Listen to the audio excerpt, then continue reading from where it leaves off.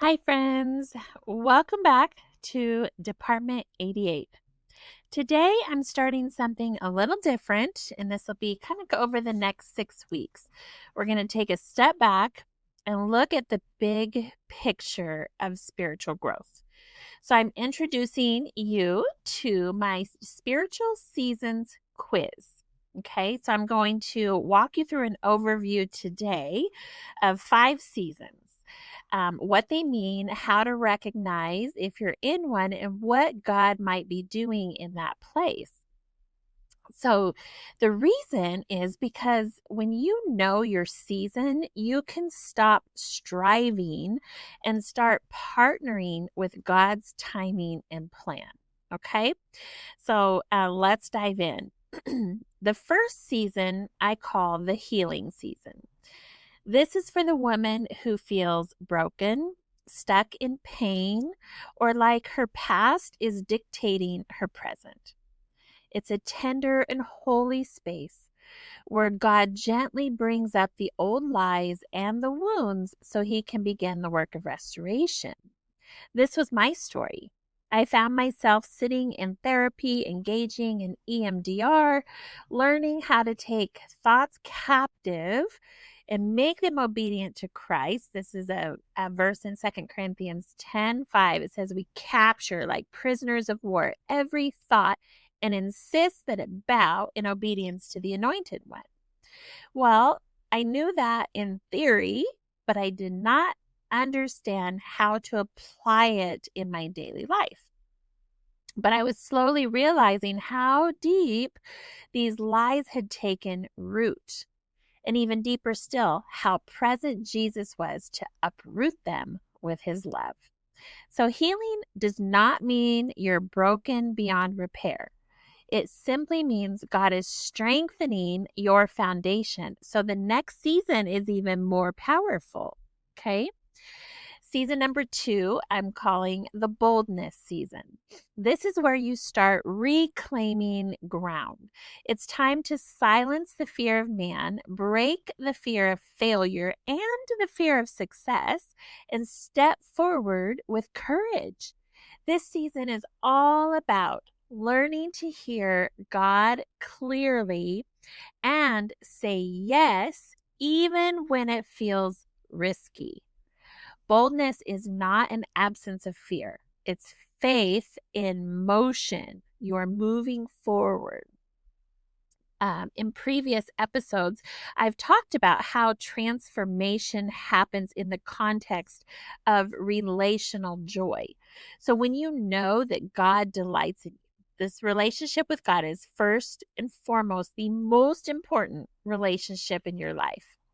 And when you know he delights in you, you start making bolder decisions. So neurocoaching helped me uncover beliefs that I didn't even know were there, beliefs that had been limiting me. And y'all, I've done some significant inner healing for several years now. Yes, I was a hot mess like most people are. We all have stories that play in our head.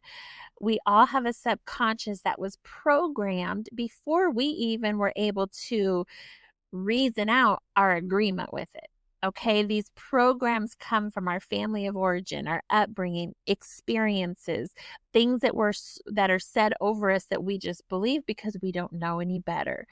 Well, it becomes your automated system, and that system is working against you sometimes, okay, because of how our bodies are designed. Someone once likened our inside layers to that of an onion, peeling one stinky thing back at a time. Okay. And maybe that is what it feels like for you sometimes. It certainly is what it felt like for me.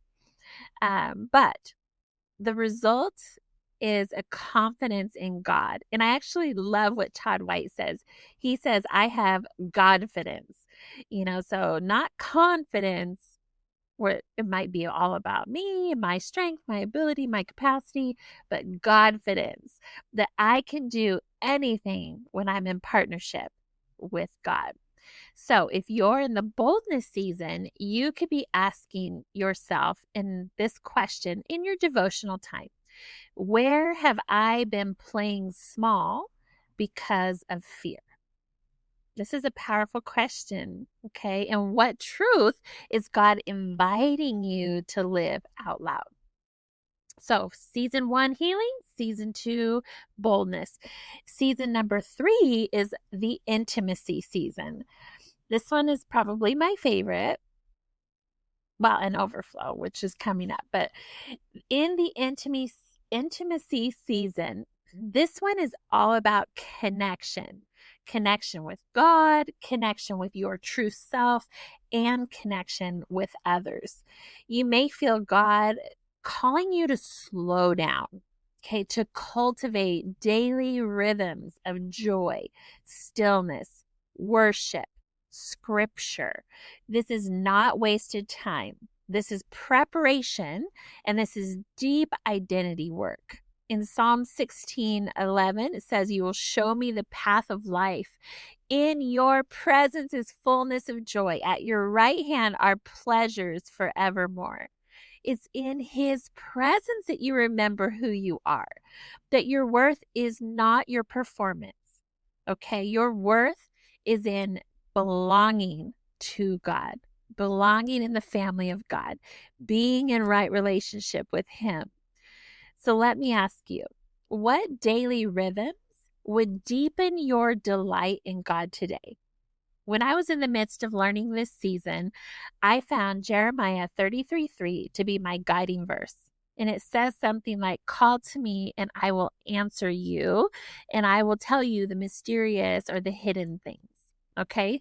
So every morning I would sit down with my journal. Here I am, Lord. What do you want to share with me today? And if this sounds like where you are, be gentle with yourself. Okay, this season is a gift, and not only a gift, it's a treasure.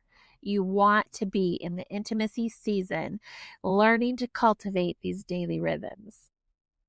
Okay, season number 4 is the overflow season. So this is where you begin to walk in your calling, pouring into others and impacting the world around you, not by your own strength and striving, but from the overflow of that intimacy. Okay, it's about being so full of God's presence that it naturally spills out of you. Your story, your healing, your walk with Jesus becomes a lifeline for someone else. And this can look like being in the grocery store and you're talking to someone maybe in the produce section. All of a sudden you feel compelled to share a piece of your story. This is overflow. You get to partner with the prophetic acts of God, who knows the heart of every single person around you at any given moment. He knows what they need to hear. And if he has positioned you in their life today, it could be because he wants to use your mouth, your story, and your life to witness to them, to encourage them, to build them up, to share the gospel, whatever it might be. God is always looking how to love people, and he wants willing vessels who will partner with him to do it. Overflow is all about this. In John 7:38, it says, "Whoever believes in me, as scripture has said, rivers of living water will flow within them." Overflow is sustainable when it's rooted in joy, not hustle. So if you're sensing a new assignment, a fresh wind, ask yourself this question: am I overflowing from rest or running on empty? You were made to live abundantly from the inside out. Okay, the next season, this is season number 5, the awakening season. Finally, the awakening season is actually often the beginning. It's the nudge, the holy discontent that says there has to be more. I still remember the day that I felt somewhat defeated in my walk with the Lord. I had finished Bible school and felt like I had so much knowledge, but just really felt meh, like I had all this knowledge, but it wasn't really affecting anything new or different in me. And I asked Jesus, is this all there is to following you? Is this what discipleship is? What am I missing? And his faithful spirit guided me. So maybe you're listening today and you can't quite put your finger on it, but you're not where you want to be. That sense, that's God awakening your heart. In Ephesians 5:14, it says, "Awake, O sleeper, rise up from the dead, and Christ will shine on you." You might be just beginning your healing journey or coming back to God after a season of distance. Either way, God is inviting you to rise up. And if you're in the awakening season, the best step you can take is to say yes. Just say yes to the journey. He will meet you every step. So before you go, don't forget to take the Spiritual Seasons quiz. I have put the link in the description below. This is the first step to understanding the season that you're in: healing, boldness, intimacy, overflow, or awakening, and how to walk through it with purpose and grace. When you take the quiz, you will get a 3-part video series and an invitation to join me inside my 12-week Inner Healing and Neurocoaching Program. If you're longing to get free from what's been holding you back and finally live with joy and confidence, I would be honored to walk alongside you.